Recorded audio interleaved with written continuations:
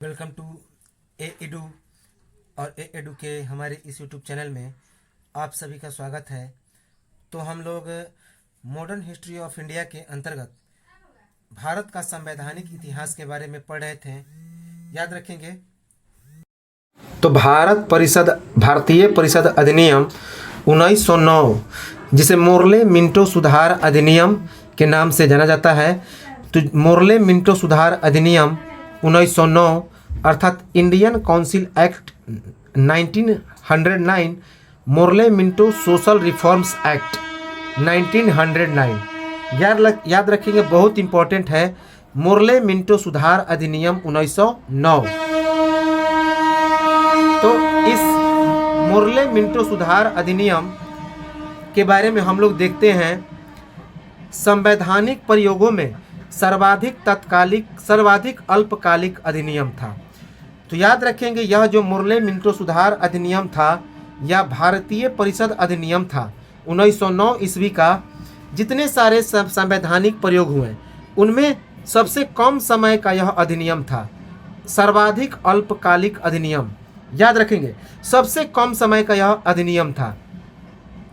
इसमें मुसलमानों के लिए एक पृथक निर्वाचक मंडल की व्यवस्था हुई, अर्थात मुसलमानों के लिए एक सेपरेट इलेक्टोरेट काउंसिल की स्थापना हुई। वेरी इंपॉर्टेंट है।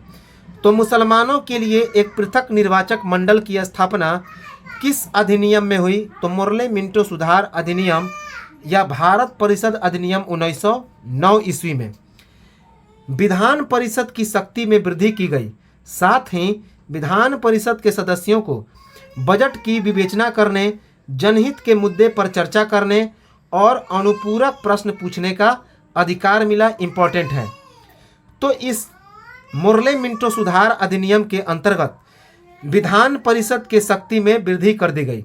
साथ ही साथ विधान परिषद के सदस्यों को बजट की विवेचना करने, जनहित के मुद्दे पर चर्चा करने और अनुपूरक प्रश्न पूछने का अधिकार प्राप्त हुआ। याद रखेंगे, केंद्रीय और प्रांतीय विधान परिषदों का आकार बढ़ाया गया।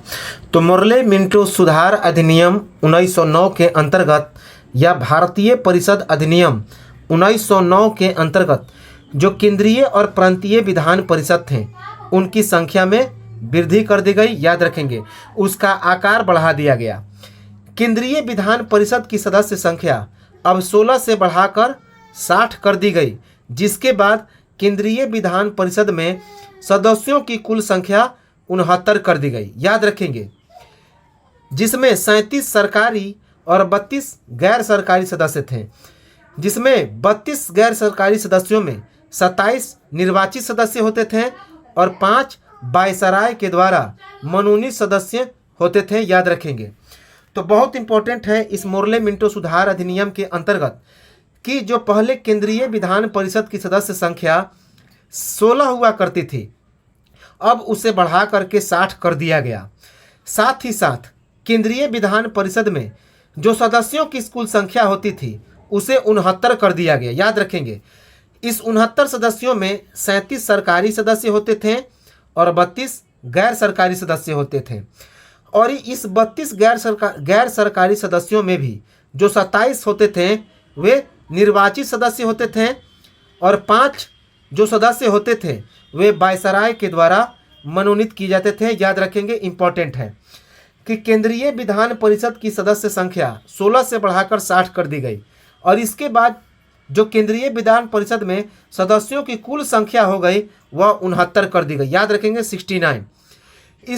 इसमें 69 में से 37 जो थे वे सरकारी सदस्य थे और 32 गैर सरकारी सदस्य थे। और इन 32 गैर सरकारी सदस्यों में से 27 निर्वाचित सदस्य होने लगे और 5 वायसराय के द्वारा मनोनीत सदस्य होने लगे। याद रखेंगे, इन 27 निर्वाचित सदस्यों में अर्थात चुने हुए सदस्यों में 2 बंबई तथा कलकत्ता के वाणिज्य मंडल के विशेष वर्ग के प्रतिनिधि आते थे। 13 जो थे वे सामान्य निर्वाचन मंडल से आते थे, जबकि 12 विशेष निर्वाचन मंडल से आते थे, जिसमें जमींदार और 6 मुस्लिम आते थे। याद रखेंगे, तो 27 जो निर्वाचित सदस्य होते थे, चुने हुए सदस्य होते थे, उनमें 2 सदस्य बम्बई तथा कलकत्ता के वाणिज्य मंडल के विशेष वर्ग के प्रतिनिधि हुआ करते थे। 13 सामान्य निर्वाचन मंडल के सदस्य होते थे, 12 विशेष निर्वाचन मंडल के सदस्य होते थे, जिसमें से इन 12 विशेष निर्वाचन मंडल से 6 जो होते थे वे जमींदार होते थे और 6 मुस्लिम वर्ग से आते थे। याद रखेंगे, इम्पॉर्टेंट है। बड़े प्रांतों जैसे कि बम्बई, मद्रास, बंगाल और उत्तर प्रदेश में 50 सदस्यों तथा छोटे प्रांतों में 30 सदस्यों की व्यवस्था हुई। तो जो बड़े प्रांत थे जैसे कि बम्बई, मद्रास, बंगाल और उत्तर प्रदेश, इन सभी में 50 सदस्य हुआ करते होने लगे, जबकि छोटे प्रांतों में 30 सदस्यों की व्यवस्था हुई। याद रखेंगे, बड़े प्रांतों में कितने सदस्यों की व्यवस्था हुई? तो 50, जबकि छोटे प्रांतों में 30 सदस्यों की व्यवस्था हुई। पहली बार वायसराय के कार्यकारिणी परिषद में एक भारतीय सत्येंद्र प्रसाद सिन्हा का विधि सदस्य के रूप में प्रवेश हुआ। तो वेरी वेरी इंपॉर्टेंट है कि इसी मुरले मिंटो सुधार अधिनियम के अंतर्गत, मुरले मिंटो सुधार अधिनियम 1909 के अंतर्गत पहली बार वायसराय के कार्यकारिणी परिषद में एक भारतीय का प्रवेश हुआ। किस रूप में? तो विधि सदस्य के रूप में, कानूनी मेंबर के रूप में, जिनका नाम था सत्येंद्र प्रसाद सिन्हा। याद रखेंगे, इनका क्या नाम था? सत्येंद्र प्रसाद सिन्हा। इंपॉर्टेंट है।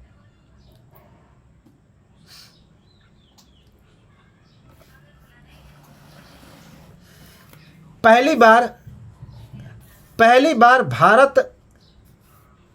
भारत परिषद लंदन में 2 भारतीयों केसी गुप्ता और सैयद हुसैन बिलग्रामी का प्रवेश हुआ। याद रखेंगे कि पहली बार भारत परिषद का प्रवेश लंदन में हुआ और भारत परिषद के 2 सदस्य, एक का नाम था केसी गुप्ता और दूसरे का नाम था सैयद हुसैन हिलगामी। तो पहली बार भारत परिषद के लंदन में 2 भारतीयों का प्रवेश हुआ, एक केसी गुप्ता और दूसरा सैयद हुसैन बिलगामी का। इस समय के तत्कालीन वायसराय कौन थे? तो लॉर्ड मिंटो द्वितीय तथा इस अधिनियम के अध्यक्ष कौन थे? George Morley. याद रखेंगे, इस समय के तत्कालीन वायसराय कौन थे? तो लॉर्ड मिंटो द्वितीय। और इस अधिनियम के अध्यक्ष थे कौन थे? तो जॉर्ज मोरले थे। इसी कारण इस अधिनियम का क्या नाम रखा गया? तो मुरले मिंटो सुधार अधिनियम रखा गया। इंपॉर्टेंट है। तो यह जो मुरले मिंटो सुधार अधिनियम था, तो इस समय के तत्कालीन वायसराय कौन थे? तो लॉर्ड मिंटो द्वितीय।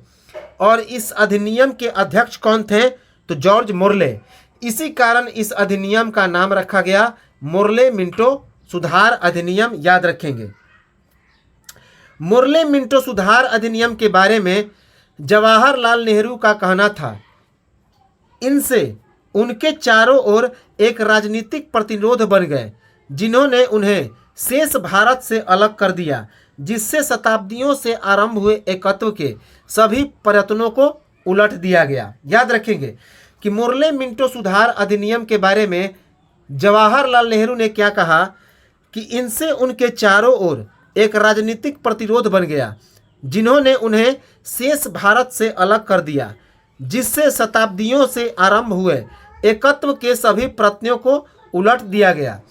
महात्मा गांधी ने क्या कहा? तो मुरले मिंटो सुधार अधिनियम के बारे में महात्मा गांधी ने कहा कि मुरले मिंटो सुधारों ने हमारा सर्वनाश कर दिया, कि मुरले मिंटो सुधारों ने हमारा सर्वनाश कर दिया। यह बात कहा महात्मा गांधी ने। महात्मा गांधी ने मुरले मिंटो सुधार के बारे में एक और बात कहा, हम नाग के दांत बो रहे हैं, जिसका फल बहुत भीषण होगा।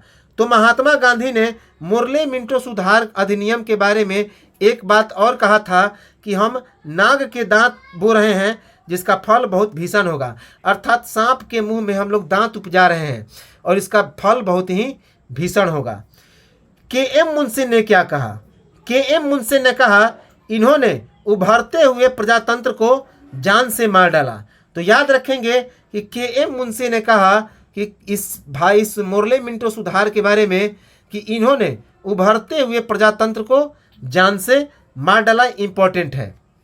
अब इस मुरले मिंटो सुधार अधिनियम की और क्या क्या विशेषताएं थी, तो इस मोर्ले मिंटो सुधार अधिनियम की और विशेषताएं थी कि भारतीयों की भारत सचिव और गवर्नर जनरल की कार्यकारिणी परिषद में पहली बार नियुक्ति हुई। अर्थात जो भारत सचिव और गवर्नर जनरल की कार्यकारिणी परिषद थी, उसमें भारतीयों की पहली बार नियुक्ति हुई इसी मोर्ले मिंटो सुधार अधिनियम 1909 के तहत। फूट डालो और राज करो की नीति के तहत मुस्लिम सदस्यों के चुनाव की व्यवस्था मुस्लिम समुदायों के द्वारा, याद रखेंगे चूंकि इसी मोर्ले मिंटो सुधार अधिनियम में मुसलमानों के लिए क्या किया गया था, तो अलग एक चुनाव का निर्वाचन एक संगठन का गठन किया गया था। अर्थात उन्हें चुनाव देने के लिए एक अलग समाज का गठन किया गया था, याद रखेंगे। तो मुसलमानों के लिए एक पृथक निर्वाचन प्रणाली की स्थापना हुई थी। इसका मुख्य उद्देश्य यही था और उसमें केवल मुस्लिम समुदायों के द्वारा ही वोट देने की व्यवस्था थी। तो इसका मुख्य उद्देश्य यही था कि हिंदुओं और मुसलमानों के बीच फूट डालो और राज करो की नीति को अपनाना, याद रखेंगे। तो फूट डालो और राज करो की नीति के तहत मुस्लिम समुदायों के चुनाव की व्यवस्था मुस्लिम समुदायों के द्वारा की गई। अर्थात जो मुस्लिम इलाके हैं, मुस्लिम बहुल क्षेत्र हैं, वहाँ पे केवल मुस्लिम वोटर ही वोट देंगे, यह व्यवस्था की गई थी। किसमें? तो मोर्ले मिंटो सुधार अधिनियम में। हालांकि यह सुधार अधिनियम तो था नहीं, लेकिन फूट डालो और राज करो की नीति के तहत यह काम किया गया था। सांप्रदायिकता को वैधानिकता प्रदान करने के कारण लॉर्ड मिंटो को सांप्रदायिक निर्वाचन का जनक कहा गया। Very very important. तो चूंकि इन्होंने सांप्रदायिकता को वैधानिकता बना दिया था, अर्थात जो हिंदू और मुसलमान के बीच सांप्रदायिक भावना था उसे बढ़ाने के लिए इन्होंने उसे एक वैधानिक गुण दे दिया था। अर्थात एक अलग निर्वाचन प्रणाली की भी स्थापना कर दी थी, जहाँ पे हिंदू हिंदू बहुल क्षेत्र में और मुसलमान मुसलमान बहुल क्षेत्र में वोट डालेंगे। तो इसी कारण लॉर्ड मिंटो को सांप्रदायिक निर्वाचन का जनक कहा गया, याद रखेंगे। तो सांप्रदायिकता को वैधानिकता प्रदान करने के कारण लॉर्ड मिंटो को सांप्रदायिक निर्वाचन का जनक कहा गया, याद रखेंगे। तो ये तो था 1909 ईस्वी का मोर्ले मिंटो सुधार अधिनियम या फिर भारत शासन अधिनियम 1909। अब हम लोग एक और महत्वपूर्ण देखते हैं, मॉन्टेग्यू चेम्सफोर्ड अधिनियम। यह भी एक सुधार अधिनियम था, मॉन्टेग्यू चेम्सफोर्ड अधिनियम, जिसे हम लोग भारत शासन अधिनियम 1919 के नाम से जानते हैं। तो चलिए उसे हम लोग देखते हैं। चलिए हम लोग देखते हैं भारत शासन अधिनियम 1919 या फिर इसे मॉन्टेग्यू चेम्सफोर्ड सुधार अधिनियम भी कहा जाता है। तो भारत शासन अधिनियम 1919 या फिर मॉन्टेग्यू चेम्सफोर्ड सुधार अधिनियम 1919 अर्थात India rule act 1919, Montagu Chelmsford social reform act 1919, याद रखेंगे। 1919 का भारत शासन अधिनियम होम रूल लीग की मांग के रूप में आया था। अर्थात यह जो 1919 ईस्वी का जो भारत शासन अधिनियम था, यह किस चीज के मांग के लिए आया था? तो होम रूल लीग। हम लोग जानते हैं कि होम रूल लीग की स्थापना एनी बेसेंट और उसके बाद बाल गंगाधर तिलक ने किया था। तो इसी होम रूल लीग की मांग को लेकर 1919 ईस्वी का भारत शासन अधिनियम क्या किया? तो पेश किया गया, याद रखेंगे। वही आया था इस होम रूल लीग की मांग को लेकर। इस 1919 ईस्वी के मॉन्टेग्यू चेम्सफोर्ड सुधार अधिनियम के तहत एक बड़ा इंपॉर्टेंट काम हुआ कि पहली बार केंद्र में द्विसदनात्मक विधायिका, एक राज्य परिषद जिसे काउंसिल ऑफ स्टेट कहा जाता था और दूसरा केंद्रीय विधान परिषद, केंद्रीय विधानसभा की स्थापना हुई, याद रखेंगे। तथा प्रत्यक्ष निर्वाचन की व्यवस्था प्रारंभ हुई। काफ़ी इंपॉर्टेंट है कि केंद्र में पहली बार द्विसदनात्मक विधायिका तथा केंद्रीय विधानसभा की स्थापना हुई। अर्थात द्विसदनात्मक विधायिका अर्थात राज्य परिषद और केंद्रीय विधानसभा अर्थात सेंट्रल लेजिस्लेटिव काउंसिल, जिसे वर्तमान में हम लोग क्या कहते हैं? तो विधानसभा और विधान परिषद कहते हैं। तो उसकी स्थापना हुई। तो केंद्र में पहली बार द्विसदनात्मक विधायिका, एक राज्य परिषद और दूसरा केंद्रीय विधानसभा अर्थात सेंट्रल लेजिस्लेटिव काउंसिल की स्थापना हुई और प्रत्यक्ष निर्वाचन की व्यवस्था हुई। इंपॉर्टेंट है। तो पूछा गया है कि प्रत्यक्ष निर्वाचन की व्यवस्था किस अधिनियम के तहत हुई, तो मॉन्टेग्यू चेम्सफोर्ड सुधार अधिनियम 1919 के तहत या फिर भारत शासन अधिनियम 1919 के तहत प्रत्यक्ष निर्वाचन की व्यवस्था हुई। याद रखेंगे। एक बड़ा इंपॉर्टेंट काम हुआ इस 1919 ईस्वी के अधिनियम के तहत कि पहली बार महिलाओं को मत देने का अधिकार प्रदान किया गया। तो यह भी पूछा गया फैक्ट है कि महिलाओं को पहली बार वोट देने का अधिकार किस अधिनियम के तहत मिला, तो मॉन्टेग्यू चेम्सफोर्ड सुधार अधिनियम 1919 या फिर भारत शासन अधिनियम 1919 के तहत। याद रखेंगे कि महिलाओं को भी मत देने का अधिकार प्रदान किया गया, वोट देने का उन्हें अधिकार मिला। सांप्रदायिक आधार पर निर्वाचन प्रणाली का विकास हुआ। अब पृथक निर्वाचन की व्यवस्था सिख, ईसाई, आंग्ल भारतीयों तथा यूरोपियों के लिए भी कर दिया गया। याद रखेंगे जिस प्रकार 1909 ईस्वी में एक अलग पृथक निर्वाचन मंडल की स्थापना की गई थी केवल मुस्लिमों के लिए, लेकिन 1919 ईस्वी में और भी ज़्यादा सांप्रदायिकता को बढ़ावा दे दिया गया और सांप्रदायिकता के आधार पर अलग निर्वाचन प्रणाली का विस्तार हुआ। इस निर्वाचन प्रणाली का भी विस्तार कर दिया गया। अब पृथक निर्वाचन की व्यवस्था सिख, ईसाई, आंग्ल भारतीयों और यूरोपियों के लिए भी कर दिया गया। अर्थात जो सिख थे, ईसाई थे, आंग्ल भारतीय का मतलब होता है कि वे अंग्रेज जो भारत में बस गए उन्हें आंग्ल भारतीय कहा जाता है। तो उनके लिए और यूरोपियों के लिए भी एक अलग निर्वाचन व्यवस्था की शुरुआत हुई इस 1919 ईस्वी के मॉन्टेग्यू चेम्सफोर्ड सुधार अधिनियम या 1919 ईस्वी के भारत शासन अधिनियम के तहत।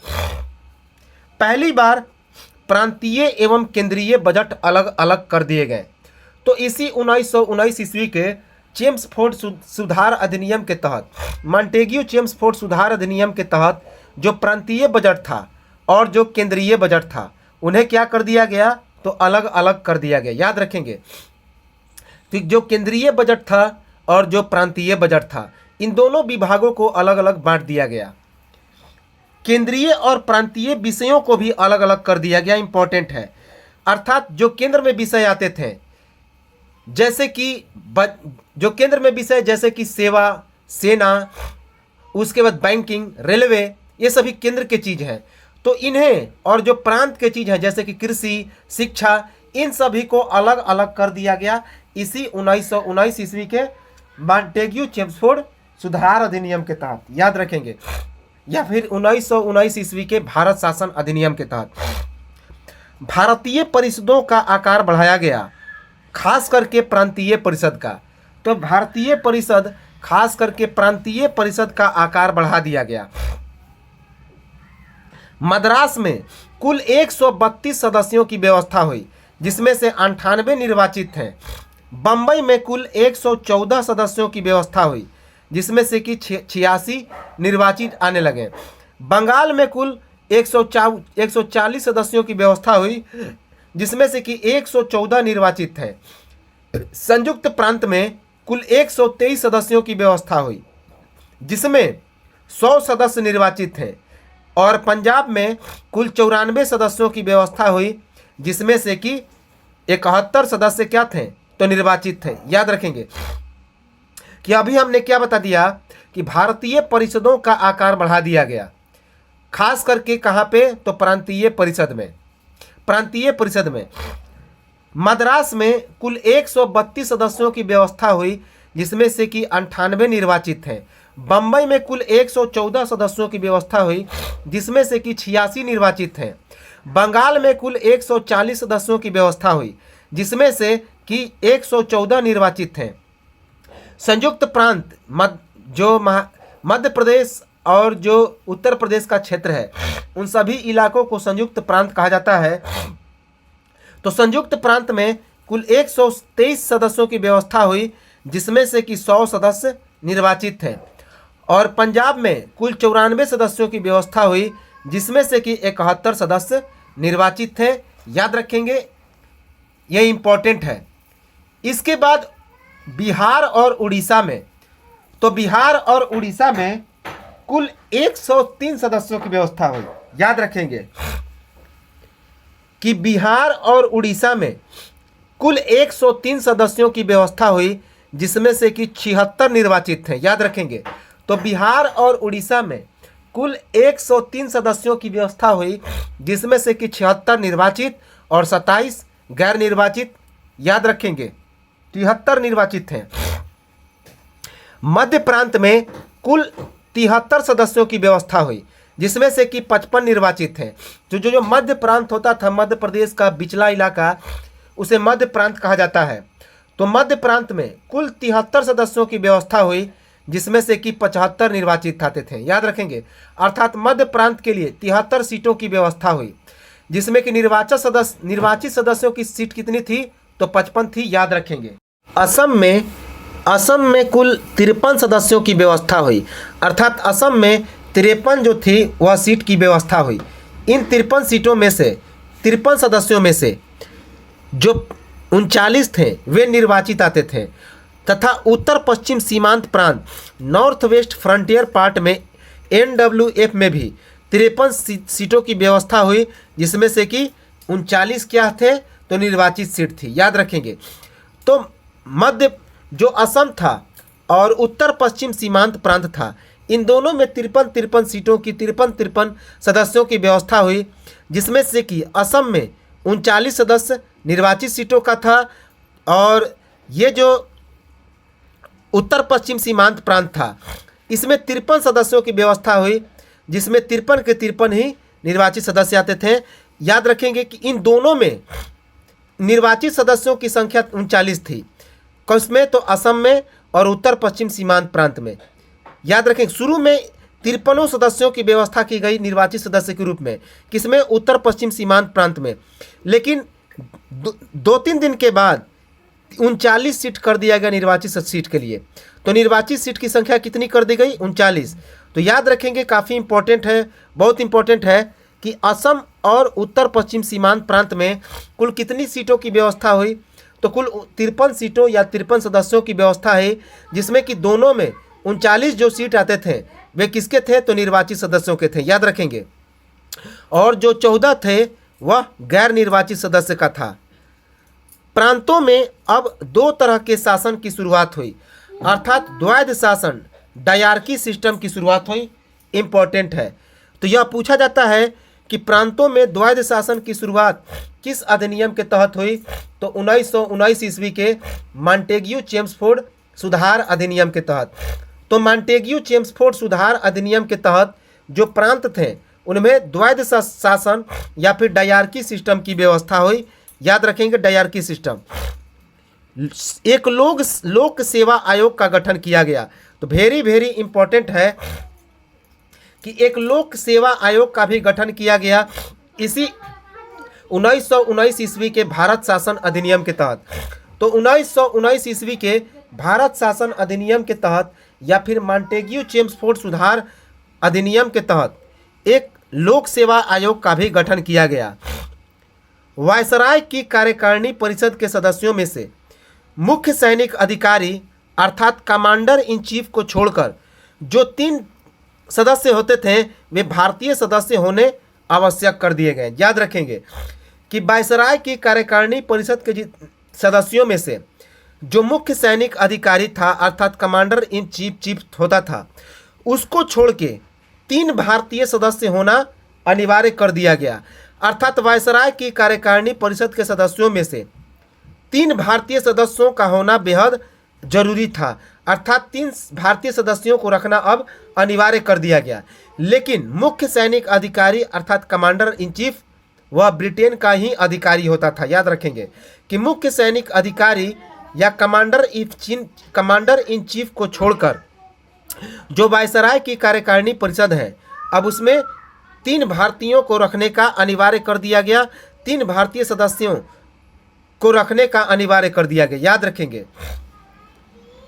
एक नए पद भारतीय उच्चायुक्त अर्थात इंडियन हाई कमिश्नर का सृजन किया गया। तो इम्पोर्टेंट है, तो एक नए पद भारतीय उच्च आयुक्त इंडियन हाई कमिश्नर का सृजन किया गया इस 1919 ईस्वी के मॉन्टेग्यू चेम्सफोर्ड अधिनियम के तहत। याद रखेंगे कि 1919 ईस्वी के मॉन्टेग्यू चेम्सफोर्ड सुधार अधिनियम के तहत एक नया पद जिसका नाम था भारतीय उच्चायुक्त इंडियन हाई कमिश्नर, तो उस पद का सृजन किया गया। भारत राज्य सचिव का वेतन अब ब्रिटिश राजस्व से दिए जाने का प्रावधान किया गया। अर्थात जो भारत राज्य सचिव का वेतन भारत की तरफ से दिया जाता था, भारतीय मुद्रा से दिया जाता था, भारतीय राजकोष से दिया जाता था, अब उसे हटा करके ब्रिटेन कर दिया गया। तो कुछ तो सुधार हुआ इस 1919 ईस्वी के भारत शासन अधिनियम में कि जो भारत राज्य सचिव था उसका वेतन ब्रिटिश राजस्व से दिए जाने का प्रावधान किया गया। याद रखेंगे कि जो भारत राज्य सचिव होता था, अब उनका वेतन कहाँ से दिए जाने लगा, तो ब्रिटिश साम्राज्य के द्वारा, ब्रिटिश राजस्व के द्वारा। याद रखेंगे, जो कि पहले भारतीय राजस्व से उन्हें दिया जाता था।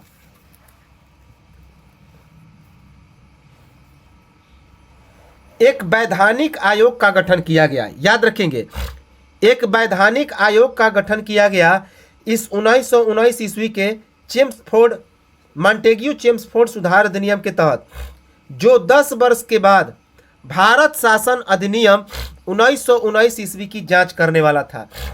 तो भारत शासन अधिनियम 1919 ईस्वी में कितनी प्रगति हुई, भारत में क्या क्या सुधार हुआ, तो इसको जांचने के लिए 10 वर्ष के बाद भारत शासन अधिनियम 1919 ईस्वी के जांच करने के लिए एक वैधानिक आयोग का गठन किया गया, जिसका मुख्य उद्देश्य था इस भारत शासन अधिनियम या मॉन्टेग्यू चेम्सफोर्ड सुधार अधिनियम की 10 वर्ष के बाद जांचना। याद रखेगा, जांच करना था। तो एक वैधानिक आयोग का गठन किया गया जो 10 वर्ष के बाद भारत शासन अधिनियम 1919 की जांच करने वाला था। इस समय तत्कालीन वायसराय कौन थे, तो लॉर्ड चेम्सफोर्ड थे, तथा इस अधिनियम का जो अध्यक्ष था वह मॉन्टेग्यू था। इसी कारण इस अधिनियम को मॉन्टेग्यू चेम्सफोर्ड सुधार अधिनियम 1919 कहा गया। तो इस समय 1919 ईस्वी में तत्कालीन वायसराय कौन था, तो लॉर्ड चेम्सफोर्ड था, लॉर्ड चेम्सफोर्ड। और इस अधिनियम का अध्यक्ष कौन था, तो मॉन्टेग्यू था। इसी कारण इस अधिनियम को मॉन्टेग्यू चेम्सफोर्ड सुधार अधिनियम कहा गया। याद रखेंगे कि इस समय तत्कालीन जो वायसराय था वह लॉर्ड चेम्सफोर्ड था और इस अधिनियम का अध्यक्ष कौन था, तो मॉन्टेग्यू था। इसी कारण इस अधिनियम को मॉन्टेग्यू चेम्सफोर्ड सुधार अधिनियम 1919 कहा गया। याद रखेंगे, इस मॉन्टेग्यू चेम्सफोर्ड सुधार अधिनियम 1919 ईस्वी के कुछ और महत्वपूर्ण तथ्यों को देखें तो इस मॉन्टेग्यू चेम्सफोर्ड सुधार अधिनियम 1919 ईस्वी के जो महत्वपूर्ण तथ्य थे, जैसे कि इस अधिनियम का क्या उद्देश्य था, तो इस अधिनियम का उद्देश्य था भारत में एक उत्तरदायी प्रशासन को बढ़ावा देना तथा प्रशासन में भारतीयों की भागीदारी को सुनिश्चित करना। तो याद रखेंगे इस अधिनियम का क्या उद्देश्य था। इस अधिनियम का उद्देश्य था भारत में एक उत्तरदायी प्रशासन को बढ़ावा देना और प्रशासन में भारतीयों की भागीदारी को सुनिश्चित करना। एक बात याद रखेंगे कि एक नोट है कि द्वैध शासन प्रणाली ज़्यादा दिनों तक टिक नहीं पाई। जब दोनों सदनों में मतभेद ज़्यादा हो गया तो 1935 ईस्वी के अधिनियम के द्वारा इस प्रणाली को क्या कर दिया गया, तो रद्द कर दिया गया। तो यह जो द्वैध शासन प्रणाली की शुरुआत हुई इस मॉन्टेग्यू चेम्सफोर्ड सुधार अधिनियम के तहत, जिसके अंतर्गत एक केंद्रीय विधानसभा और एक प्रांतीय विधान परिषद का गठन हुआ, तो इसके यह जो द्वैध शासन प्रणाली था ज़्यादा दिनों तक टिक नहीं पाई क्योंकि इनमें मतभेद हो गया था। और जब यह मतभेद ज़्यादा उग्र हो गया तो 1935 ईस्वी का जो भारत शासन अधिनियम आएगा तो उसके अंतर्गत इस द्वैध शासन प्रणाली को पूरी तरह से रद्द कर दिया गया। एक चीज़ और याद रखेंगे कि प्रांतों में द्वैध शासन प्रणाली के जनक किसे कहा जाता है, तो लियोनस कार्टियस को। अर्थात द्वैध शासन प्रणाली के जनक कौन थे, तो लियोनस कार्टियस, याद रखेंगे, बहुत इंपॉर्टेंट है कि लियोनस कार्टियस प्रांतों में द्वैध शासन प्रणाली के जनक थे। तो अभी हमने क्या बताया कि एक लोक सेवा आयोग का गठन किया गया था इस 1919 ईस्वी के जो अधिनियम था। तो उस केंद्रीय लोक सेवा आयोग का जो गठन किया गया था वह 1926 ईस्वी में किया गया था कि ली आयोग के द्वारा, जो कि 1922 से लेकर 1924 तक था ली आयोग। तो इसी ली आयोग के सिफारिश पर 1926 ईस्वी में केंद्रीय लोक सेवा आयोग का गठन किया गया सिविल सेवकों की भर्ती के लिए, याद रखेंगे। और यह किस अधिनियम के तहत किया गया? तो मॉन्टेग्यू चेम्सफोर्ड सुधार अधिनियम के तहत। इस अधिनियम के तहत यह सुनिश्चित किया गया कि जो भारत के राज्य सचिव थे वह भारतीयों की महालेखा परीक्षक की नियुक्ति कर सकते थे। अर्थात भारत के राज्य सचिवों को भारतीयों की महालेखा परीक्षक की नियुक्ति का अधिकार मिला। अर्थात जो महालेखा परीक्षक अब बनेंगे वह अब कौन बनेंगे? तो भारतीय भी बन सकते थे। तो यह अधिकार मिल गया भारत के सचिव को। भारत के राज्य सचिव को किसी भारतीय महालेखा परीक्षक की नियुक्ति का अधिकार मिल गया। अभी हमने क्या बताया कि इस मॉन्टेग्यू चेम्सफोर्ड सुधार अधिनियम या भारत शासन अधिनियम 1919 के तहत एक प्रांतीय विषय और एक केंद्रीय विषय, अर्थात एक आरक्षित और एक हस्तांतरित, दो विषयों में बंटवारा हो गया था। तो कौन कौन से विषय आने लगे जैसे कि केंद्रीय या आरक्षित विषय? तो वित्त, न्याय, पुलिस, भूमि कर, अकाल सहायता, पेंशन, आपराधिक जातियां, समाचार पत्र, छापाखाना, कारखाना, गैस, मोटर गाड़ी, बॉयलर, औद्योगिक विवाद, सिंचाई, जलमार्ग, सार्वजनिक सेवा, खान, बिजली, श्रमिक कल्याण, छोटे बंदरगाह, ये सभी आरक्षित विषय के अंतर्गत में आ गए। तो वित्त, न्याय, पुलिस, भूमि कर, अकाल सहायता, पेंशन, आपराधिक जातियां, समाचार पत्र, छापाखाना, कारखाना, गैस, मोटर गाड़ियां, बॉयलर, औद्योगिक विवाद, सिंचाई, जलमार्ग, सार्वजनिक सेवाएं, खान, बिजली, श्रमिक कल्याण, छोटे बंदरगाह, इन्हें आरक्षित विषयों के अंतर्गत में रखा गया। हस्तांतरित या प्रांतीय विषय के अंतर्गत कौन कौन से विषय के रखा गया? तो सार्वजनिक निर्माण विभाग, शिक्षा, चिकित्सा, स्थानीय स्वायत्त शासन, आबकारी विभाग, माप तौल विभाग, धार्मिक और अग्रहारदान, पुस्तकालय, संग्रहालय उद्योग, सार्वजनिक मनोरंजन पर नियंत्रण, ये सभी प्रांतीय विषय या हस्तांतरित विषय के अंतर्गत रखे गए। तो सार्वजनिक निर्माण विभाग, शिक्षा, चिकित्सा, स्थानीय स्वायत्त शासन, आबकारी विभाग, माप तौल विभाग, धार्मिक तथा अग्रहार दान, पुस्तकालय, संग्रहालय उद्योग, सार्वजनिक मनोरंजन, इन सभी पर नियंत्रण को हस्तांतरित या प्रांतीय विषय के अंतर्गत रखा गया। आरक्षित विषय के प्रशासन गवर्नर को, तो यह कभी पूछ लिया जाता है जैसे कि इनमें से कौन हस्तांतरित विषय है, तो 4 ऑप्शन में दे देगा, एक चुनने को मिलेगा। तो ऐसे प्रश्न पूछ लिए जाते हैं, तो इन्हें याद रखेंगे। तो आरक्षित विषय के प्रशासन गवर्नर को अपनी कार्यकारी परिषद के माध्यम से तय किया गया, जबकि हस्तांतरित विषय का प्रशासन प्रांतीय विधान मंडल के प्रति उत्तरदायी भारतीय मंत्रियों के द्वारा किया जाना तय किया गया। अर्थात जो आरक्षित विषय का प्रशासन था वह गवर्नर के अपने कार्यकारी परिषद के माध्यम से किया गया। अर्थात जो आरक्षित विषय पर प्रशासन था उसका नियंत्रण किसके हाथों में था? तो गवर्नर के कार्यकारिणी परिषद के हाथों में। जबकि हस्तांतरित विषय का प्रशासन प्रांतीय विधान मंडल के प्रति उत्तरदायी भारतीय मंत्री परिषद के द्वारा किया जाना तय किया गया। बजट पर स्वीकृति देने का अधिकार केवल निम्न सदन को ही था। तो बजट पर स्वीकृति देने का अधिकार किस सदन को दिया गया? निम्न सदन को। लेकिन दोनों सदनों को समान रूप से अधिकार दिया गया था। दोनों सदनों को समान रूप से अधिकार दिया गया था, लेकिन बजट पर स्वीकृति देने का अधिकार किसे दिया गया? तो केवल निम्न सदन को। राज्य परिषद के सदस्यों की संख्या कितनी थी? तो 60 थी, जिसमें 34 निर्वाचित सदस्य थे और उनका कार्यकाल कितने वर्षों का होता था, तो 5 वर्षों का।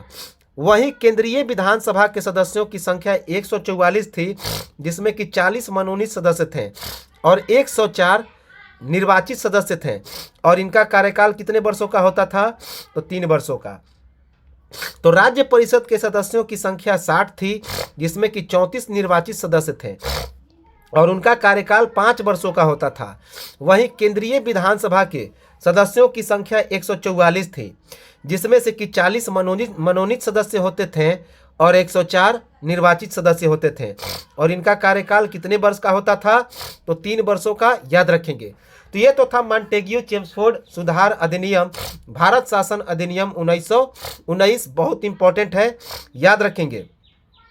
तो इसमें एक चीज़ इंपॉर्टेंट है कि इसमें द्विसदनीय प्रथा की भी शुरुआत हुई, द्विसदनीय व्यवस्था की शुरुआत हुई, और एक बहुत इंपॉर्टेंट जो बार बार पूछा जाता है कि द्वैध शासन प्रणाली की शुरुआत किसमें हुई, तो 1919 ईस्वी के इस मॉन्टेग्यू चेम्सफोर्ड सुधार अधिनियम के तहत। तो चलिए अब हम लोग देखते हैं 1935 ईस्वी का अधिनियम। 1935 ईस्वी के अधिनियम को देखने से पहले हम लोग एक चीज़ देखें, यही जो द्विसदनीय व्यवस्था थी उसे हम लोग एक ढांचे के आधार पर, एक मैप के आधार पर इसे आसानी से समझ सकते हैं। जैसे कि यह है कि भारत में अंग्रेजों के द्वारा संवैधानिक कार्यों का बंटवारा किस प्रकार किया गया था, अर्थात distribution of work in Indian constitution of British. याद रखेंगे कि भारत में अंग्रेजों के द्वारा संवैधानिक कार्यों का बंटवारा किस प्रकार किया गया था। तो इसे हम लोग मैप के माध्यम से समझ सकते हैं कि अभी हमने क्या देखा, अभी हमने देखा कि एक प्रांत और एक केंद्र, एक जो सदन बना प्रांत के लिए बना और दूसरा केंद्र के लिए। जो प्रांत के लिए था वह 2 भागों में बांटा गया, एक हस्तांतरित और दूसरा आरक्षित। अभी हमने क्या बताया, एक हस्तांतरित और दूसरा आरक्षित। जबकि केंद्र का जो ढांचा था वह 2 सदनों में बट गया, एक निचला सदन और एक उच्च सदन, एक निचला सदन और एक उच्च सदन। याद रखेंगे कि जो प्रांत था उसे 2 भागों में बांटा गया, एक हस्तांतरित और एक आरक्षित। तो इसके अंतर्गत 2 विषय बांटे गए, एक हस्तांतरित और एक आरक्षित। जबकि केंद्र का जो ढांचा था वह 2 सदनों में बांटा गया, एक निचला सदन और एक उच्च सदन। यह जो हस्तांतरित विषय था, अभी हमने क्या बताया, इसके अंतर्गत मंत्रियों की सरकारें विधानमंडल के प्रति डायरेक्ट उत्तरदायी होती थी। तो हस्तांतरित विषय में मंत्रियों की जो सरकारें होती थी वे विधानमंडल के प्रति उत्तरदायी होती थी, याद रखेंगे। जबकि आरक्षित में मंत्रियों की सरकारें विधानमंडल के प्रति उत्तरदायी नहीं होती थी। ये गवर्नर या उपराज्यपाल के द्वारा ये नियंत्रित होते थे। इनका कंट्रोल कौन करता था, गवर्नर या उपराज्यपाल। तो हस्तांतरित के अंतर्गत जो मंत्रियों की सरकारें होती थीं वे विधानमंडल के प्रति उत्तरदायी होती थी, याद रखेंगे। जबकि आरक्षित में मंत्रियों की सरकारें विधानमंडल के प्रति उत्तरदायी नहीं होती थी, ये गवर्नर या उपराज्यपाल के द्वारा ये नियंत्रित होते थे। जबकि जो निचला सदन था यह केंद्र सरकार में, इसमें निचले सदन में केंद्रीय विधानसभा आता था। कौन, केंद्रीय विधानसभा, जिसमें कुल 145 सीटें थी। जबकि जो उच्च सदन था इस केंद्र में, इसमें राज्यों की विधानसभा आती थी, जिसमें कुल 60 सीटें थी। अभी हमने बताया भी कि जो उच्च सदन था उसमें राज्यों की विधानसभा आती थी, जिसमें कुल 60 सीटें थी, और निचले सदन में केंद्रीय विधानसभा आती थी, जिसमें कुल 145 सीटें आती थी। इसके बाद अब हम लोग देखें इधर कि यह जो हस्तांतरित सीटें होती थी, हस्तांतरित सीटों में जो आरक्षित सीटें होती थी, जो हस्तांतरित सीटें होती थी, जो सरकारें विधानमंडल के प्रति उत्तरदायी होती थी, उसमें कृषि, स्वास्थ्य, शिक्षा, स्थानीय निकाय ये सभी आते थे, जो अभी हम लोगों ने देख लिया। जबकि इस आरक्षित के अंतर्गत जिन पर सरकारें विधानमंडल के प्रति उत्तरदायी नहीं होती थी, तो राजस्व, न्याय, वित्त, पुलिस ये सभी आते थे, याद रखेंगे। तो ये चीज़ें अभी हम लोगों ने देख लिया। और यही थी दोहरी शासन व्यवस्था, यही की दोहरी शासन व्यवस्था। और इधर क्या था, अभी हमने क्या देखा कि जो केंद्रीय विधानसभा में 145 सीटें निर्धारित थी, अर्थात निचले सदन में, वह जिसमें से 104 निर्वाचित सदस्य थे, 104 निर्वाचित सदस्य और 41 जो थे वे नामित सदस्य थे। 104 निर्वाचित और 41 मनोनीत या नामित सदस्य।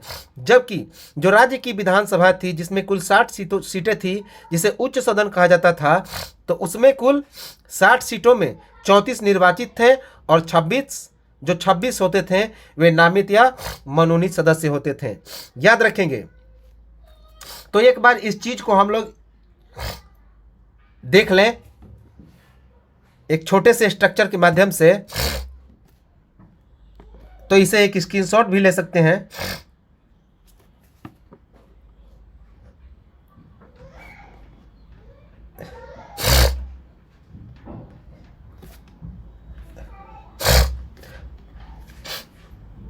तो अब हम लोग देखते हैं भारत शासन अधिनियम 1935।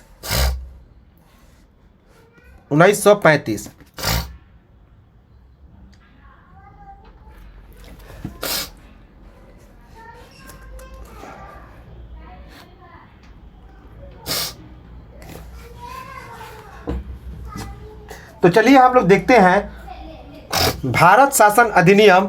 बहुत इंपॉर्टेंट है, यहाँ से प्रश्न बार बार एग्जाम में आते रहते हैं। भारत शासन अधिनियम 1935, इंडिया रूल एक्ट 1935, बहुत इंपॉर्टेंट है। भारत शासन अधिनियम 1935, इंडिया रूल एक्ट 1935। तो इसमें द्वैध शासन व्यवस्था को समाप्त कर दिया। याद रखेंगे, ये चीज़ें बार बार एग्जाम में पूछे जाते हैं कि द्वैध शासन प्रणाली की शुरुआत किस अधिनियम के तहत। तो भारत शासन अधिनियम 1919 या फिर मॉन्टेग्यू चेम्सफोर्ड सुधार अधिनियम 1919 के तहत। लेकिन इस द्वैध शासन प्रणाली को जो कि प्रांतों में शुरुआत किया गया था, उसे समाप्ति कब किया गया? तो भारत शासन अधिनियम 1935 के तहत। तो प्रांतों से द्वैध शासन प्रणाली को समाप्त कर दिया गया। तो भारत शासन अधिनियम 1935 के अंतर्गत प्रांतों से द्वैध शासन व्यवस्था को समाप्त कर दिया गया। इंपॉर्टेंट है, वेरी वेरी इंपॉर्टेंट। भारत शासन अधिनियम 1935 ईस्वी में विस्तृत दस्तावेज था, अर्थात कुल 10 अनुसूचियां, 14 भाग और 321 अनुच्छेद थे। इंपॉर्टेंट है, वेरी वेरी। अर्थात यहां से अब संवैधानिक प्रारूप तैयार हो चुका था कि भारत शासन अधिनियम 1935 ईस्वी में एक विस्तृत दस्तावेज था, जिसमें से कि 10 अनुसूचियां थी, 14 भाग थे और 321 अनुच्छेद थे। भारत के संविधान पर सर्वाधिक प्रभाव इसी अधिनियम का पड़ा। मोस्ट इंपॉर्टेंट है। तो पूछा जाता है कि भारतीय संविधान पर यदि सबसे ज़्यादा इफेक्ट या सबसे ज़्यादा प्रभाव किस अधिनियम का पड़ा, तो वह भारत शासन अधिनियम 1935 का। याद रखेंगे कि भारतीय संविधान पर सबसे ज़्यादा प्रभाव, सबसे गहरा प्रभाव इसी अधिनियम का पड़ा। अर्थात भारतीय जो संविधान है, उस भारतीय संविधान में इसी भारत शासन अधिनियम 1935 के सारे मैटर समाहित हैं। याद रखेंगे। तो इसमें इस भारत शासन अधिनियम 1935 में विस्तृत दस्तावेज था, अर्थात इसमें 10 अनुसूचियां, 14 भाग और 321 अनुच्छेद थे। साथ ही साथ प्रांतों से द्वैध शासन प्रणाली को समाप्त कर दिया गया। इंपॉर्टेंट है। देखिए, इस प्रांतीय स्वायत्तता का आरंभ हुआ। तो भारत शासन अधिनियम 1935 के अंतर्गत द्वैध शासन प्रणाली को समाप्त कर दिया गया और प्रांतीय स्वायत्तता का आरंभ हुआ। याद रखेंगे, बहुत इंपॉर्टेंट है कि प्रांतीय स्वायत्तता का आरंभ किस अधिनियम के तहत हुआ? तो भारत शासन अधिनियम 1935 के तहत द्वैध शासन प्रणाली को समाप्त कर दिया गया। अब द्वैध शासन व्यवस्था को केंद्र के लिए प्रस्तावित कर दिया गया। तो यह प्रांतों से द्वैध शासन व्यवस्था को समाप्त कर दिया गया और उसे कहाँ के लिए प्रस्तावित कर दिया गया? तो केंद्र के लिए। अर्थात अब जो द्वैध शासन प्रणाली था वह केंद्र में डाल दिया गया और प्रांतों से यह द्वैध शासन व्यवस्था समाप्त कर दिया गया। इंपॉर्टेंट है। और प्रांतीय स्वायत्तता आरंभ हो गया, अर्थात अब प्रांत स्वतंत्र हो गए, स्वतंत्र शासन प्रणाली की व्यवस्था आरंभ हुई। इस भारत शासन अधिनियम में यह तय हुआ कि भारत का परिसंघ बनेगा, अर्थात भारत का अपना एक संविधान बनेगा, भारत का अपना एक अलग कानून बनेगा। इसी में यह तय हुआ कि भारत का परिसंघ बनेगा। याद रखेंगे, भारत शासन अधिनियम 1935 ईस्वी में भारत के परिसंघ को ब्रिटिश भारत और राजसी रियासतों में बांटने का नियम बना, जिसमें ब्रिटिश भारत में 11 प्रांत एवं 6 कमिश्नरी क्षेत्र आए, जबकि राजसी रियासतें तब लागू होगी जब आधे से अधिक राजसी रियासतें चाहें। तो याद रखेंगे, बहुत इंपॉर्टेंट है कि भारत के परिसंघ को ब्रिटिश भारत और राजसी रियासतों में बांटने का नियम बना, अर्थात एक तरफ ब्रिटिश भारत रहेगा और दूसरी तरफ जो राजसी रियासत होंगे, जो राजाओं की रियासत होंगे, उन दोनों को बांटने का एक अलग नियम बना भारत के परिसंघ को, जिसमें से ब्रिटिश भारत में कुल 11 प्रांत एवं 6 कमिश्नरी क्षेत्र आ गए, जबकि राजसी रियासतों के लिए यह बात कहा गया कि राजसी रियासतें तब लागू होगी जब आधे से अधिक राजसी रियासतें चाहेंगे। तब अगर आधे से अधिक राजसी रियासतें चाहते हैं कि नहीं, हम लोग अलग एक राजसी रियासत नहीं चाहेंगे, तो यह राजसी रियासतों की स्थापना नहीं होगी। तो याद रखें कि भारत के परिसंघ को ब्रिटिश भारत और राजसी रियासतों में बांटने का नियम बना, जिसमें कि ब्रिटिश भारत में 11 प्रांत और 6 कमिश्नरी क्षेत्र आ गए, जबकि राजसी रियासतों को लागू करने के लिए यह प्रावधान किया गया कि जब आधे से अधिक राजसी रियासतें चाहेंगे तभी उनकी रियासत बनेगी, अन्यथा नहीं बनेगी। एक बहुत इंपॉर्टेंट यह फैक्ट बार बार एग्जाम में पूछा जाता है कि फेडरल कोर्ट की स्थापना हुई, एक संघीय न्यायालय की स्थापना हुई, अर्थात केंद्र में एक न्यायालय की स्थापना हुई, फेडरल कोर्ट, जिसके निर्णयों के विरुद्ध प्रिवी काउंसिल में अपील की जा सकती थी। तो इसके निर्णय के विरुद्ध जितने सारे प्रिवी काउंसिल थे, अर्थात जो परिषद थे, उसमें अपील की जा सकती थी। तो बहुत इंपॉर्टेंट है कि संघीय न्यायालय की स्थापना किसके तहत हुई, तो 1935 ईस्वी के इस अधिनियम, भारत शासन अधिनियम के तहत, जिसके निर्णयों के विरुद्ध प्रिवी काउंसिल में अपील की जा सकती थी। ऐसा नहीं था कि इसका निर्णय लकीर का फकीर था। याद रखेंगे, संघीय न्यायालय के प्रथम मुख्य न्यायाधीश कौन बने, तो सर मोटिस गुएर बने। Very very important. और यह जो संघीय न्यायालय की स्थापना हुई 1935 ईस्वी में, इसके प्रथम मुख्य न्यायाधीश कौन बने, तो सर मोटिस गुएर। याद रखेंगे, सर मोटिस गुएर। शासन की 3 सूचियां बनाई गई। इस भारत शासन अधिनियम 1935 के तहत शासन की 3 सूचियां बनी, एक संघ सूची, एक समवर्ती सूची और तीसरा राज्य सूची। याद रखेंगे, एक संघ सूची, दूसरा समवर्ती सूची और तीसरा राज्य सूची। तो बहुत इंपॉर्टेंट है, यह पूछा जाता है कि किस अधिनियम के तहत जो शासन की सूचियां थी वह 3 भागों में विभाजित हुआ, तो एक संघ सूची, एक राज्य सूची और एक समवर्ती सूची। तो संघ सूची में जो नियम बनाने का अधिकार है वह केंद्र के पास, समवर्ती सूची में राज्य और केंद्र दोनों के पास, जबकि जो राज्य सूची है उसमें केवल नियम बनाने का अधिकार राज्य को है। तो कैसे हुआ, इसे हम लोग एक मैप के माध्यम से समझ लें कि यह जो शासन की 3 सूचियां थी, इसमें कुल कितने थे, तो 59, 36 और 54। याद रखेंगे, 59, 36 और 54। इसमें से जो 36 थे वह दोनों में कॉमन था, अर्थात संघ सूची में और राज्य सूची में भी। याद रखेंगे, अर्थात इस 54 में से जो 18 था वह राज्य विषय का भी मामला था और केंद्र का भी मामला था, जबकि 59 में से जो कि संघ सूची का मामला था, इस 59 में से जो 23 मामले थे वह समवर्ती सूची के थे। याद रखेंगे, तो संघ सूची का यह टोटल 59 विषय था। इस 59 विषय में से ये जो 36 विषय थे यह किसके थे, तो समवर्ती सूची, जबकि राज्य सूची के कुल 54 विषय थे। इस 54 में से 36 विषय किसके थे, तो समवर्ती सूची। याद रखेंगे, इंपॉर्टेंट है, अर्थात संघ सूची के 23 विषय और राज्य सूची के कितने विषय, तो 18 विषय। और इस प्रकार यह जो टोटल 36 विषय आए, तो यह 36 विषय क्या हो गया, तो हमारा समवर्ती सूची में आ गया, 54 राज्य सूची में और संघ सूची में 59।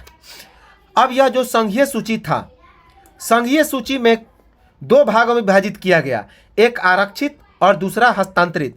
अर्थात रक्षा, विदेशी मामले, धार्मिक विषय जिसके अंतर्गत मात्र ईसाई धर्म, जनजातीय क्षेत्र थे, तो इन सभी को आरक्षित में रखा गया और इनको छोड़ के बाकी शेष सभी हस्तांतरित में आ गए। याद रखेंगे कि संघीय सूची में आरक्षित और हस्तांतरित दो भागों में बांटा गया और आरक्षित में रक्षा, विदेशी मामले, धार्मिक विषय जिसके अंतर्गत मात्र ईसाई धर्म, जनजातीय क्षेत्र ये सभी आते थे, तो उन्हें आरक्षित क्षेत्र में रखा गया, जबकि हस्तांतरित क्षेत्र में इनके अलावे सभी विषयों को रखा गया। याद रखेंगे, इंपॉर्टेंट है। तो यह इस मैप को हम एक बार स्क्रीनशॉट ले लें।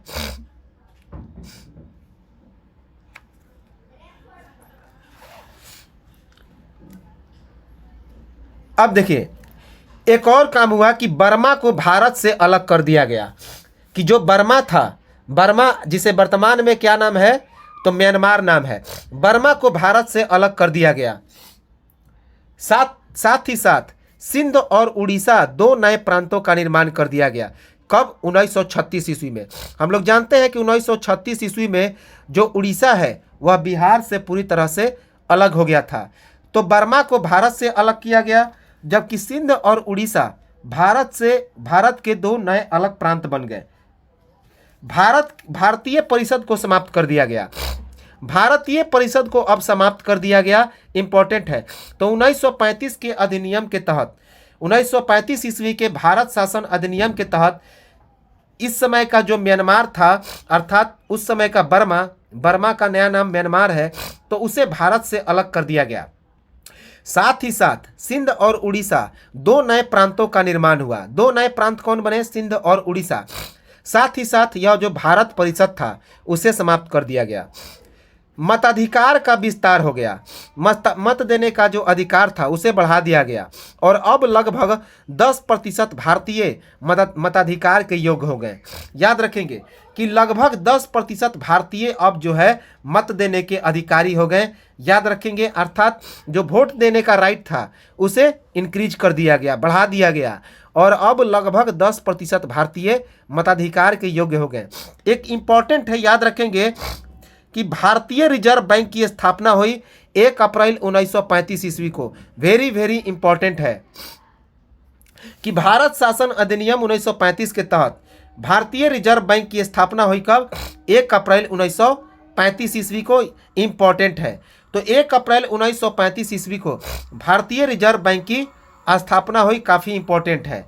देखिए कि यह जो भारत शासन अधिनियम था 1935, उसका प्रस्तावित ढांचा क्या था, अर्थात इसका यह जो ढांचा था किस प्रकार इसे तैयार किया गया था, इसका ढांचा कैसा आ रहा था, तो इसे हम लोग एक स्ट्रक्चर के माध्यम से समझ लें कि भारत शासन अधिनियम 1935 ईस्वी का प्रस्तावित जो ढांचा था किस प्रकार था, अर्थात structure of Indian rule act 1935, इसका स्ट्रक्चर कैसा था भारत शासन अधिनियम 1935 ईस्वी का जो प्रस्तावित ढांचा था। जैसे कि जो वायसराय था उसे केंद्र को भी देखना होता था और प्रांत को भी, अर्थात वायसराय के अंडर में केंद्र और प्रांत दोनों थे। जो केंद्र था उसमें एक निम्न सदन और एक उच्च सदन। अभी हमने क्या देखा कि निम्न सदन और उच्च सदन को केंद्र में बांट दिया गया था, कि केंद्र दो भागों में बंट गया, एक निम्न सदन और एक उच्च सदन। जो निम्न सदन था वह संघीय विधानसभा था और उच्च सदन राज्यों की विधानसभा था। तो निम्न सदन संघीय विधानसभा था और उच्च सदन राज्यों की विधानसभा था। इस निम्न सदन में कुल 375 सदस्य थे। याद रखेंगे, तो निम्न सदन में कुल सीटों की संख्या कितनी थी? 375 निर्धारित की गई, जबकि उच्च सदन में कुल सीटों की संख्या 260 निर्धारित की गई। याद रखेंगे कि उच्च सदन में कुल 260 सदस्य थे और निम्न सदन में कुल 375 सदस्य थे। इन 375 में भी जो 250 थे वे ब्रिटिश भारत के द्वारा आते थे। किसके द्वारा? तो चुनाव के द्वारा। तो 250 ब्रिटिश भारत में चुनाव के द्वारा आते थे, जबकि 125 राजसी रियासतों के द्वारा नामित होते थे, अर्थात इनका क्या किया जाता था? तो अनुमोदन किया जाता था, ये मनोनीत होते थे। तो इस 375 में से 250 ब्रिटिश भारत के सदस्य थे, जिनका जो चयन होता था चुनाव के द्वारा होता था, जबकि 125 राजसी रियासतों के सदस्य थे और ये नामित होते थे, इन्हें मनोनीत किया जाता था। जबकि उच्च सदन में अर्थात राज्यों की विधानसभा में कुल 260 सीटें थीं, 260 सदस्य थे। इन 260 सदस्यों में 156 ब्रिटिश भारत से आते थे, ब्रिटिश भारत के सदस्य थे जिनका निर्वाचन होता था, चुनाव होता था। जबकि 104 जो कि देशी रियासतों की सीट थी, वे मनोनीत अर्थात नामित किए जाते थे, याद रखेंगे। तो जो 104 देशी रियासतों का सीट था उन्हें नामित या मनोनीत किया जाता था। अब प्रांत में क्या व्यवस्था थी कि प्रांत में दो भागों में बटा हुआ था, एक प्रांतीय विधान परिषद और एक प्रांतीय विधानसभा। कुल मिला के इसमें कुल 6 सीटें थी, याद रखेंगे। तो प्रांतीय विधान परिषद और प्रांतीय विधानसभा दो भागों में बटा हुआ था प्रांत, जिसमें कुल कितने सीटें थी तो 6। जैसे कि बंगाल, बिहार, मद्रास, संयुक्त प्रांत और असम, ये जो प्रांतीय विधान परिषद और प्रांतीय विधानसभा की सीटें थीं, कहाँ कहाँ पे थी तो बंगाल, बिहार, मद्रास, संयुक्त प्रांत और असम। लेकिन इन सभी में विधानसभा कहाँ कहाँ पे थी तो उत्तर पश्चिम सीमांत प्रांत, मध्य प्रांत, पंजाब, सिंध और उड़ीसा में, इन सभी में केवल विधानसभा थी, यहाँ पे विधान परिषद नहीं थी। वर्तमान में भी इन्हीं जगहों पर विधानसभा है। तो उत्तर पश्चिम सीमांत प्रांत अर्थात नॉर्थ वेस्ट फ्रंटियर पार्ट, मध्य प्रांत, पंजाब, सिंध और उड़ीसा, यहाँ पे विधान परिषद नहीं है, यहाँ पे क्या थी तो विधानसभा थी, याद रखेंगे। तो ये तो था हमारा प्रस्तावित ढांचा भारत शासन 1935 ईस्वी का, याद रखेंगे, बहुत इंपॉर्टेंट है। इस ढांचे के माध्यम से हम लोग सीटों की संख्या और कौन कौन सी जगह पर विधानसभा थी और कितने सदस्य थे, तो याद रखेंगे कि जो विधान सभा की सीट कितनी थी तो 5, एक उत्तर पश्चिम सीमांत प्रांत, मध्य प्रांत, पंजाब, सिंध और उड़ीसा। जबकि विधान परिषद और विधानसभा मिलाकर कुल कितनी थी तो 6, याद रखेंगे। अर्थात ये जो असम और बिहार है वहाँ पे क्या थे तो विधान परिषद थी। तो एक इसका स्क्रीनशॉट ले लें।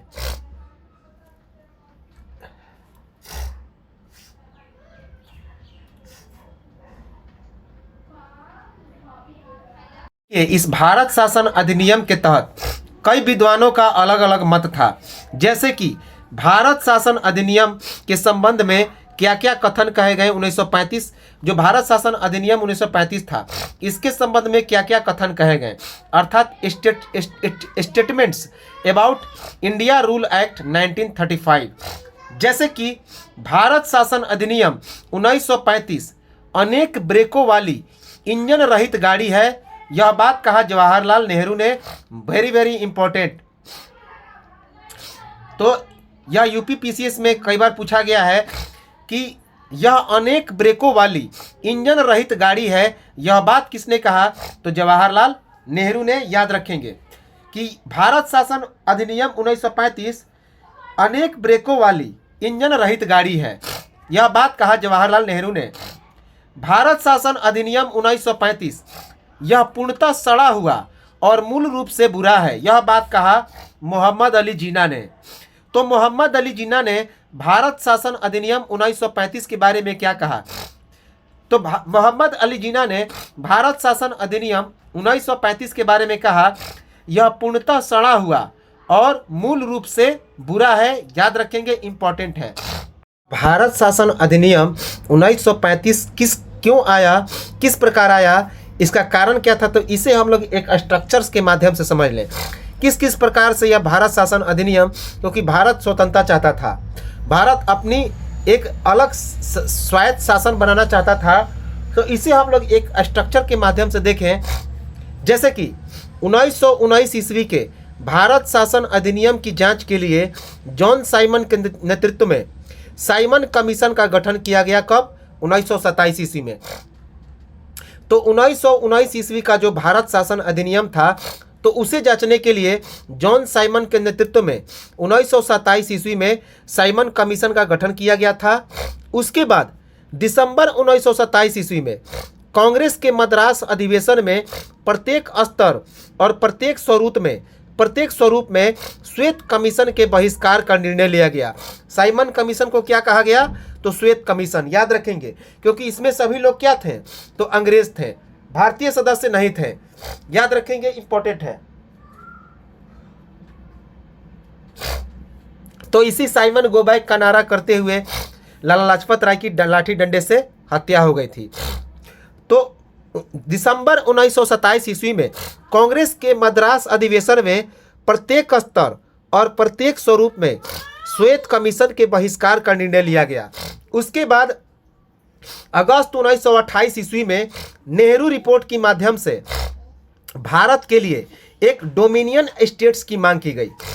तो 1928 अगस्त 1928 ईस्वी में नेहरू रिपोर्ट पेश किया गया था मोतीलाल नेहरू के द्वारा, जिसमें क्या कहा गया, तो भारत के लिए एक अलग डोमिनियन स्टेट्स की मांग की गई थी। उसके बाद दिसंबर 1929 ईस्वी में कांग्रेस के लाहौर अधिवेशन 1929 में भारतीय राष्ट्रीय आंदोलन के द्वारा पूर्ण स्वराज की मांग की गई थी। याद रखेंगे, तो 1929 का जो लाहौर अधिवेशन था, तो उसमें पूर्ण स्वराज की मांग की गई थी। और इसकी अध्यक्षता किसने की थी, तो जवाहरलाल नेहरू ने। याद रखेंगे, पंडित जवाहरलाल नेहरू ने, इंपॉर्टेंट है। तो 19 दिसंबर 1929 ईस्वी में कांग्रेस के लाहौर अधिवेशन दिसंबर 1929 ईस्वी में भारतीय राष्ट्रीय आंदोलन के द्वारा, भारतीय राष्ट्रीय कांग्रेस के द्वारा, यहाँ पे कांग्रेस होगा, भारतीय राष्ट्रीय कांग्रेस के द्वारा पूर्ण स्वराज की मांग की गई। इसके बाद 6 अप्रैल 1930 ईस्वी में महात्मा गांधी के द्वारा सविनय अवज्ञा आंदोलन की शुरुआत हो गई। तो 6 अप्रैल 1930 ईस्वी में महात्मा गांधी के द्वारा भारत में सविनय अवज्ञा आंदोलन की शुरुआत हुई। फिर मई 1930 ईस्वी में साइमन कमीशन का रिपोर्ट आया। मई 1930 ईस्वी में साइमन कमीशन का रिपोर्ट आया, जो बेहद खराब था। इसके बाद 1930 से 1932 ईस्वी में साइमन कमीशन रिपोर्ट और संवैधानिक मुद्दों पर चर्चा के लिए गोलमेज सम्मेलन का शुरुआत हुआ। याद रखेंगे, 3 गोलमेज सम्मेलन हुए थे, जिसे हम लोगों ने देख भी लिया था, 1930, 1931 और 1932। इसके बाद साइमन कमीशन ने अपनी रिपोर्ट सौंपी और गोलमेज सम्मेलन में आए प्रस्तावों के आधार पर भारत सरकार अधिनियम 1935 में डाल दिया गया। तो जो साइमन कमीशन का रिपोर्ट तैयार किया गया और जो गोलमेज सम्मेलन में प्रस्ताव को तैयार किया गया, उन दोनों मुद्दों को इस भारत शासन अधिनियम 1935 ईस्वी में डाल दिया गया। और इस प्रकार 1935 ईस्वी में उसी मुद्दों को लेकर भारत शासन अधिनियम पेश किया गया। याद रखेंगे, तो यह एक स्ट्रक्चर है। आखिर भारत शासन अधिनियम 1935 में को किस प्रकार पेश किया गया, क्यों आया, और यहाँ पे इसमें मुद्दे क्या थे, तो ये चीज़ें हम लोग स्ट्रक्चर से माध्यम से आसानी से समझ गए। तो इसका एक स्क्रीनशॉट ले लें।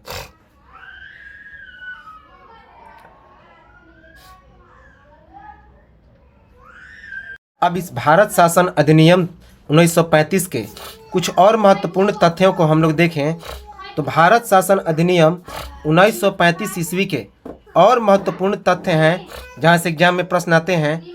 तो इस अधिनियम का मुख्य आधार क्या था, तो 19 अक्टूबर 1934 ईस्वी को ब्रिटिश संसद में सौंपा गया श्वेत पत्र, गोलमेज सम्मेलन, नेहरू रिपोर्ट, साइमन कमीशन की रिपोर्ट, ये सभी थी। हालांकि इन सभी चीज़ों को हम लोग स्ट्रक्चर के माध्यम से अभी हम लोगों ने समझ लिया।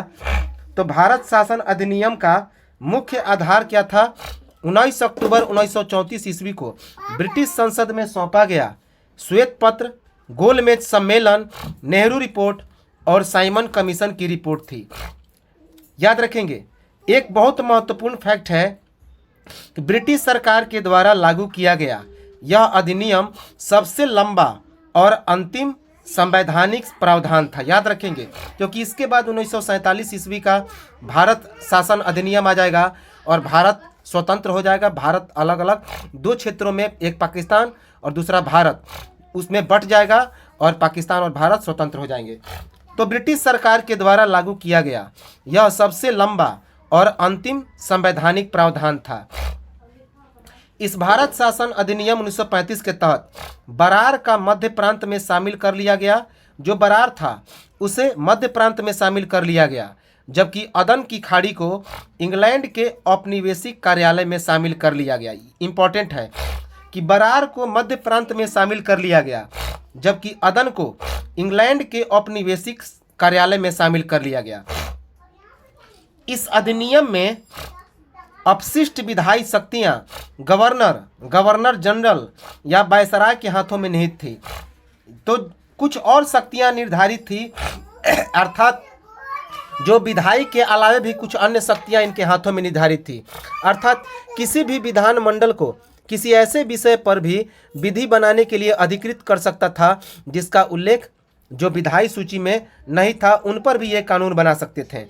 अर्थात इस अधिनियम में अपशिष्ट विधायी शक्तियां गवर्नर जनरल या फिर वायसराय के हाथों में निहित थी। इस अधिनियम में प्रस्तावना का अभाव था। बहुत इंपॉर्टेंट है कि भारत शासन अधिनियम 1935 में प्रस्तावना का अभाव था। इंपॉर्टेंट है।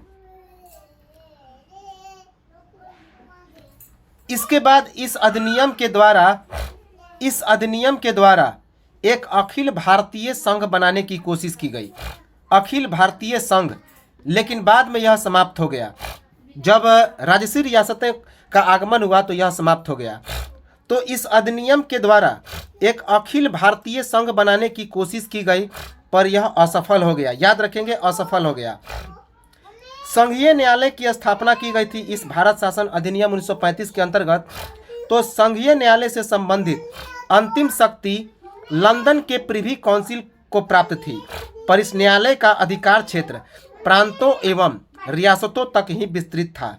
तो संघीय न्यायालय से संबंधित अंतिम शक्ति लंदन के प्रिवी काउंसिल को ही प्राप्त थी और इस न्यायालय का अधिकार क्षेत्र प्रांतों एवं रियासतों तक ही विस्तृत था। याद रखेंगे। तो ये तो था भारत शासन अधिनियम 1935। ये सबसे अंतिम अधिनियम था। इसके बाद भारत स्वतंत्र होगा। तो बेहद इम्पोर्टेंट है। हम लोगों ने भारत शासन अधिनियम 1935 को देखा। हालांकि 1947 के जो महत्वपूर्ण तथ्य है उसे हम लोगों ने देख भी लिया है, लेकिन इसे अगले वीडियो में हम लोग एक छोटे से फैक्ट के अंतर्गत इस भारत शासन अधिनियम 1947 को देखेंगे और इसके बाद सभी अधिनियम समाप्त हो जाएंगे और भारत स्वतंत्र हो जाएगा। तो चलिए मिलते हैं हम लोग अगले वीडियो में और देखेंगे हम लोग भारत शासन अधिनियम, इसे भारतीय स्वतंत्रता अधिनियम, इंडियन फ्रीडम एक्ट 1947 कहा जाता है, भारतीय स्वतंत्रता अधिनियम 1947 कहा जाता है, उसको देखेंगे। तब तक नमस्कार, जय हिंद।